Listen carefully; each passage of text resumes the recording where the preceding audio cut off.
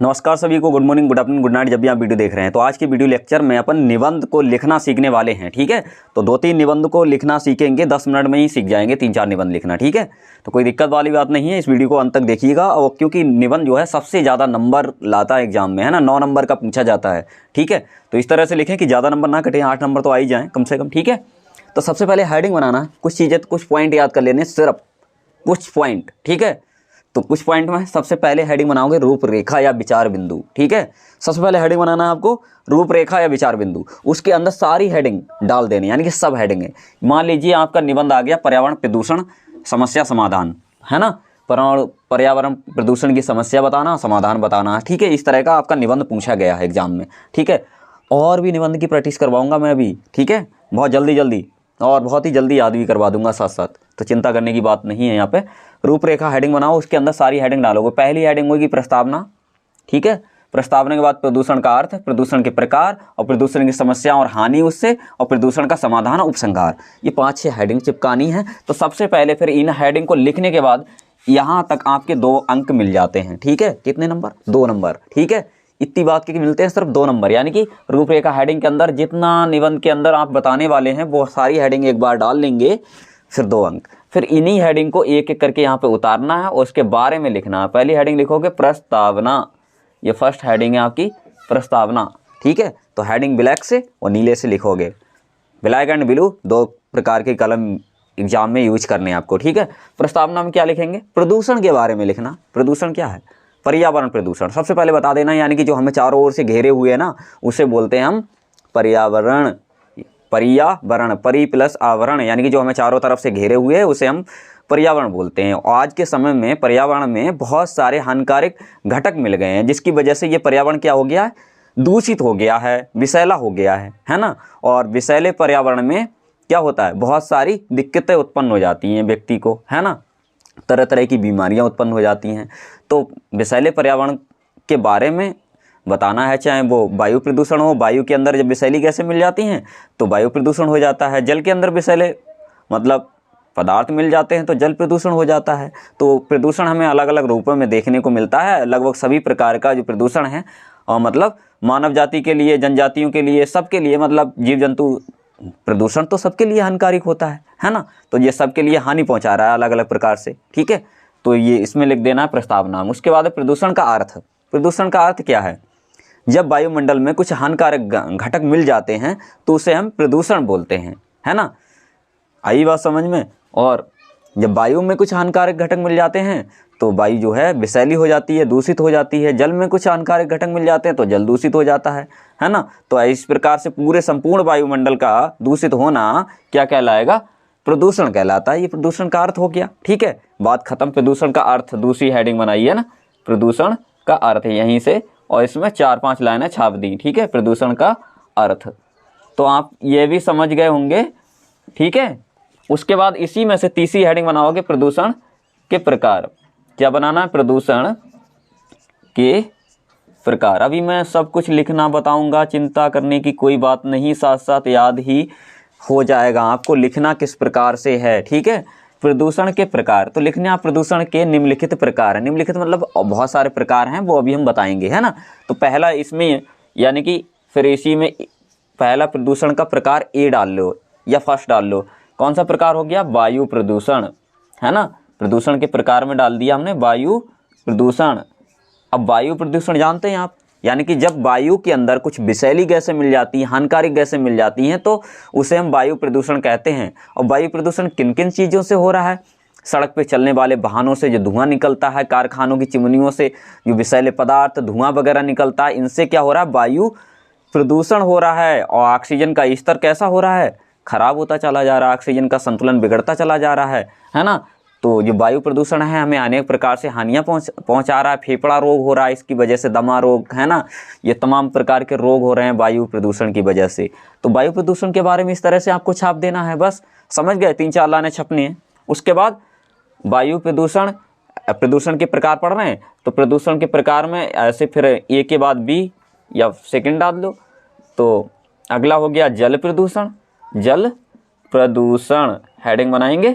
ठीक है, तो जल प्रदूषण जल प्रदूषण किसकी वजह से हो रहा है? कारखानों से जो गंदा पानी निकल रहा है, शहरों से जो गंदा पानी निकल रहा है वो नदियों में, तालाबों में बहा दिया जा रहा है, जिसकी वजह से क्या हो रहा है? नदियों का पानी गंदा हो रहा है, विषैला हो रहा है ना, पीने योग्य नहीं रह रहा है। वो अनेक प्रकार से हमें नुकसान पहुँचा रहा है। और क्या हो रहा है पता है? लाशें बहा दी जाती हैं। आपने देखा होगा कोरोना के समय में भी बहा दी गई। वैसे भी मृत जो पशु वगैरह होते हैं उनकी लाशें कहाँ से, उनके जो मृत शरीर किस में बहा दिए जाते हैं? नदियों में बहा दिए जाते हैं, गंगा में बहा दिए जाते हैं, जिसकी वजह से जो है जल प्रदूषण हो रहा है ना। और जो कारखानों से, फैक्ट्रियों से गंदा विषैला पानी निकल रहा है वो मतलब नदियों में बहा दिया जाता है, जिसकी वजह से भी जल प्रदूषण हो रहा है ना।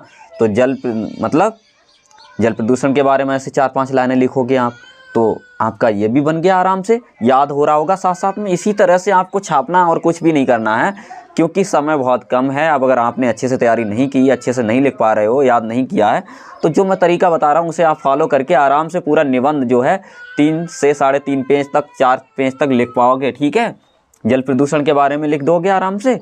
यानी कि जल प्रदूषण किससे हो रहा है? कारखानों से जो गंदा पानी निकल रहा है, लाशें वगैरह बहा देते हैं लोग गंगा में, नदियों में, है ना। और जो शहरों का पानी निकल रहा है गंदा, घरों का भी लैट्रिन वाला पानी निकल रहा है ना। तो इससे क्या हो रहा है? जल प्रदूषित हो रहा है। और जल प्रदूषण जो है हमें तमाम प्रकार के मतलब रोग फैलाता है, व्यक्ति को रोगी बना देता है। अगर भाई दूषित पानी पीने से क्या होता है? तमाम प्रकार के रोग होते हैं, हानियाँ होती हैं, है ना। तो ये हो गया। अगला ऐसे ही इसमें बी बनाया, अब डाल देंगे सी। अब हो गया ध्वनि प्रदूषण। ध्वनि जानते हो? साउंड, जो लाउड स्पीकर वगैरह से, है ना, प्रदूषण होता है, उसे ध्वनि प्रदूषण बोलते हैं। तो ध्वनि प्रदूषण के बारे में लिखना है। आज की जो नई समस्या है ध्वनि प्रदूषण की, है ना, लाउड स्पीकर अचानक बज जाते हैं, कहीं पटाखे चल जाते हैं, तो इनसे क्या होता है? साउंड निकलता है ना, जिससे क्या होता है? दिमाग खराब हो जाता है, सिर में दर्द होने लगता है ना। तो ध्वनि प्रदूषण, लाउड स्पीकर वगैरह हो गए, है ना। और जो फैक्ट्री, कारखाने वगैरह हैं, इनमें बड़ी बड़ी मशीनें हैं, उनकी आवाज़ है ना। तो इनकी वजह से ध्वनि प्रदूषण हो रहा है। और ट्रेन की आवाज़, वाहनों की आवाज़, हायरन वगैरह, सायरन वगैरह, है ना, तमाम सारी चीज़ों से ये ध्वनि प्रदूषण हो रहा है, जिसकी वजह से भी व्यक्तियों को मानसिक रोग हो जाता है, तनाव जैसी स्थिति उत्पन्न हो जाती है ना। तो इसके बारे में लिख दिया आपने, ध्वनि प्रदूषण हो गया, है ना। इसी में अगली हेडिंग बना दी डी, है ना, जिसका रासायनिक प्रदूषण, है ना, रासायनिक प्रदूषण हेडिंग बनाओगे। और इसके बारे में 2-3 लाइनें छाप दोगे। सबके बारे में 3-3, 4-4 लाइनें छापना है आपको। तो रासायनिक प्रदूषण क्या होता है? जो रासायनिक वगैरह, खाद वगैरह प्रयोग कर रहे हैं, कीटनाशक दवाइयाँ प्रयोग कर रहे हैं ना, जो फसलों में लगाई जा रही हैं तमाम की रासायनिक खादें वगैरह, कीटनाशक दवाई वगैरह, है ना। तो इनसे क्या हो रहा है? रासायनिक प्रदूषण हो रहा है। जो रासायनिक प्रदूषण भी हमें तमाम प्रकार के नुकसान पहुंचाता, हानि पहुंचाता है, क्योंकि जो कीटनाशक दवाइयाँ वगैरह हम फसलों में प्रयोग करते हैं, वो फसलों के द्वारा उस फसल के अंदर चली जाती हैं। उन्हीं फसलों को बाद में अनाज के रूप में हम खाते पीते हैं, वो हमारे शरीर के अंदर प्रवेश कर जाती हैं और हमारे शरीर को कैसा बना देती हैं? अस्वस्थ बना देती हैं, हमारे शरीर को हानि पहुँचाती हैं अनेक प्रकार से, है ना। तो जो रासायनिक प्रदूषण हो गया, है ना, पटाखे वगैरह से भी रासायनिक प्रदूषण होता है ना। तो ध्वनि प्रदूषण भी होता है पटाखों से, ठीक है। तो ध्वनि प्रदूषण, जल प्रदूषण है, ये लिखना है ना। हो गया। फिर चौथी हेडिंग है, ये तीसरी हेडिंग में मैंने 3-4 प्रकार बता दिए। उसके बाद ये चौथी हेडिंग यहाँ से डालोगे, प्रदूषण की समस्या और हानियाँ। तो यहाँ लिखोगे हेडिंग नंबर 4, है ना, प्रदूषण। ये लिखना बहुत ज़्यादा कठिन नहीं है। प्रदूषण की समस्या, है ना, और हानियाँ। हेडिंग बनाई, इसमें 3-4 लाइनें छापने, 4-5 लाइनें छाप दो बस। तो इससे प्रदूषण की समस्या और हानियाँ क्या है? प्रदूषण की समस्या, अरे प्रदूषण से हमारे लिए यानी कि मनुष्यों को तमाम प्रकार की परेशानियां झेलनी पड़ रही हैं। मनुष्यों को ही नहीं, यानी कि हर जो मतलब प्राणी को, जीव जंतुओं को भी समस्याएं झेलनी पड़ रही हैं प्रदूषण की वजह से, है ना। चाहे वो जल प्रदूषण हो, वायु प्रदूषण हो, ध्वनि प्रदूषण हो, रेडियोधर्मी प्रदूषण हो, है ना। तमाम प्रकार के प्रदूषण का कारण तो मेन है जनसंख्या, क्योंकि जनसंख्या वृद्धि की वजह से ही ये सारे प्रकार के प्रदूषण हो रहे हैं। जनसंख्या बढ़ रही है तो हमें पेड़ पौधे काट करके मकान बनाने पड़ रहे हैं, है ना। जब मकान बनाओगे तो पेड़ों की संख्या कम हो जाती है ना। जंगल काट करके खेत बनाने पड़ रहे हैं, जिसकी वजह से भी प्रदूषण हो रहा है भाई, है ना। और कारखाने बनाने पड़ रहे हैं, तो ये मतलब प्रदूषण से हमें तमाम हानियाँ का सामना करना पड़ रहा है। यानी कि वायु प्रदूषण की वजह से सांस लेने में प्रॉब्लम हो रही है, ये भी एक हानि हो गई, है ना। और फेफड़ा रोग हो रहे हैं लोगों को, सांस लेने में प्रॉब्लम हो रही है ना, बुखार तरह तरह की बीमारियां फैल रही हैं, तो ये सारी कुछ लिख देना, यही हानियां हैं। फिर समस्या का समाधान हेडिंग बनाओगे 5वीं, है ना, ये वाली समस्या का समाधान, ठीक है। तो इस समस्या का समाधान हम कैसे कर सकते हैं उसके बारे में आपको बताना है। तो समस्या का समाधान 5वीं हेडिंग हो गई। तो इसमें लिखोगे कि हम अधिक से अधिक पेड़ लगा करके और क्या नाम, जो इस समस्या से थोड़ा सा निजात पा सकते हैं, वायु को संतुलित कर सकते हैं, है ना। वायु को, हमें ऑक्सीजन के लेवल को संतुलित करने के लिए अधिक से अधिक पेड़ लगाने चाहिए, ठीक है। और वनों की कटाई पर प्रतिबंध लगाना चाहिए, प्लास्टिक बैग का प्रयोग नहीं करना चाहिए, प्लास्टिक बैग से भी प्रदूषण होता है ना। और उसके अलावा भी जो कीटनाशक दवाइयों का कम से कम प्रयोग करना चाहिए, ठीक है। इसके अलावा क्या बता सकते हैं, जो भी आप मतलब इतने समझदार हो गए हैं कि प्रदूषण के बारे में बहुत कुछ जानते हैं, जितना मैं बता रहा हूँ उसी तरह से आप लिख देंगे, है ना। और क्या करना चाहिए, प्लास्टिक बैग हो गया, है ना, और पेड़ पौधे हो गए। इसके अलावा साफ़ सफाई का विशेष ध्यान रखना चाहिए, और जो गंदा पानी है वो नदियों में फ़िल्टर करके ही डालना चाहिए, है ना। जो कारखानों का दूषित पानी जा रहा है डायरेक्ट एकदम नदियों से मिलने से रोका जाए, और जो हम मृत वगैरह शरीर वगैरह पानी में बहा देते हैं उन्हें नहीं बहाना चाहिए, क्योंकि उसकी वजह से प्रदूषण मतलब जल प्रदूषण हो रहा है। तो इस प्रकार से आप इस समस्या के समाधान के बारे में बता सकते हैं। अब लास्ट हेडिंग है 6ठी, उपसंहार, है ना, उपसंहार, ठीक है।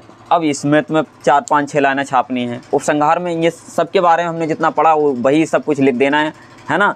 कि यानी कि निश्चित रूप से हम कह सकते हैं, अगर हम ठीक ठाक से अपने देशवासियों को जागरूक करें और सरकार जो भी नियम कानून ला रही उनका पालन किया जाए, सख्ती से पेड़ पौधे लगाए जाएं, प्लास्टिक बैग का प्रयोग ना किया जाए, तो निश्चित ही पर्यावरण प्रदूषण को रोका जा सकता है ना। और एक बेहतर पर्यावरण को बनाया जा सकता है। और जिस देश के निवासी स्वस्थ होंगे, पर्यावरण अच्छा होगा, तो वहाँ सुख शांति समृद्धि होगी, है ना। इस तरह से उपसंहार में आपको 5-6 लाइनें छाप देनी है। तो आई होप आप इस निबंध को लिखना सीख गए होंगे, है ना। अगर और किसी निबंध को आप लिखना सीखने वाले हैं, आपको दिक्कत हो रही, प्रॉब्लम हो रही है, तो कमेंट करके मेरे को ज़रूर बताइएगा। और ये वीडियो अपने सभी दोस्तों को शेयर ज़रूर कर दें, ताकि उनकी भी थोड़ी सी हेल्प हो सके, है ना। थैंक्स।